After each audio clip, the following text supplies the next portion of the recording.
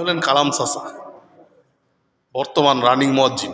বিগত 20 বছর আগে ঢুকছিল, এখনও রানিং চলমান আছেন। তো ওনার শেষ বয়সে বিয়ে হয়েছিল। এটাই কইতেছি যে আপনার বিয়ে হয়েছিল, আল্লাহ তালা আপনার সঙ্গিনী নিয়ে গেছে।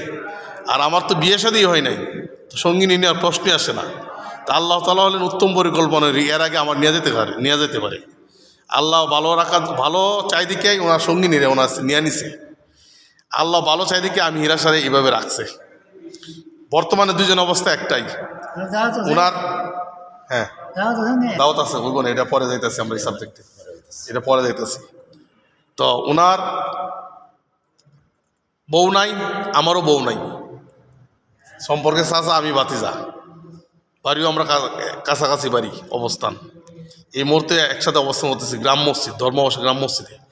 এই আলাপটা করতেছি যে আল্লাহ তালা আপনার বউ দিয়া নিয়ে গেছে গা, আর আমার কপালে বউ এখনো দেয় নাই। এটা আল্লাহ তালা উত্তম পরিকল্পনা করি। আল্লাহ তালা ভালোর জন্যই আপনার বউ নিয়ে গেছে গা দিয়া, আর আমার দিয়েই নাই, এটা ভালোর জন্য এইভাবে রাখছে। আল্লাহ তালা উত্তম পরিকল্পনা করে। এই জন্য কেউ কাউকে কোটা দিবেন না।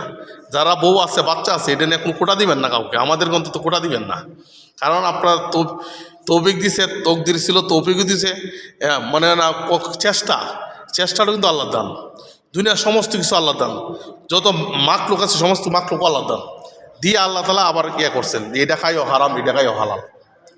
হ্যাঁ, সব চেষ্টা কিন্তু চেষ্টা হয় না, সব চেষ্টা কিন্তু সফলতাও আসে না, সব চেষ্টা আবার ব্যর্থ হয় না।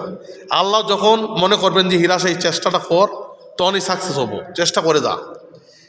তার মানে নাকি বিয়ে শাদীর চেষ্টা আমার হচ্ছে না, হচ্ছে। ঢাকাতে আমি লোক ধরায় রাখছি যে আমি ভালো ছেলে, নেশামুক্ত আমার লাইফ, আমি সিগারেট খাই না, নেশা করি না, আমার জন্য ভালো একটা স্থানীয় মেয়ে দেন।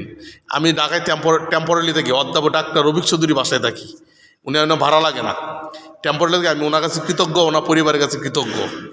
তো আমার যারা লোক উকিলরা বলা আছে যে আপনারা স্থানীয় একটা মেয়ে দেখবেন, যাতে আমার টেম্পোরারি জায়গাটা থেকে ভালো একটা জায়গা পাই, মানোন্নয়ন যে আমার হয়। কারণ বাকিটা হলো আল্লাহর পরিকল্পনা, যদি ভালো থাকে তাহলে ভালো হবে, আর আল্লাহ পরিকল্পনা যেটা থাকবে এটি হবে। এটাতে আমি শুক্রিয়া। এই যে ইয়েতে গিফট পাইছি দান বাক্স, কিছু বলেন আল্লাহর পরিকল্পনা নিয়ে।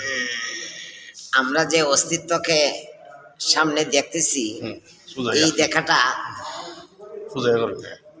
প্রত্যেকটা মুহূর্তই যদি আমরা এই কল্পনায়, এই চিন্তা ফিকিরে থাকি, একটা মুহূর্তের যে দাম কত। আমরা শোনা কথা, হয়তো বিরাট ধরনের আলেম না, যে অল্প সময় যদি এই চিন্তা ফিকির করে 50 বা 60 বছর ইবাদতের নেকি তার আমল নামায় আল্লাহ পাক দেন। সুবহানাল্লাহ। এই ব্যাপক ব্যবস্থা বাচ্চারা হইয়া আজকে দুনিয়ামুখী, দুনিয়ার সাথে সম্পর্ক, দুনিয়ার কিচ্ছা কাহিনী নিয়ে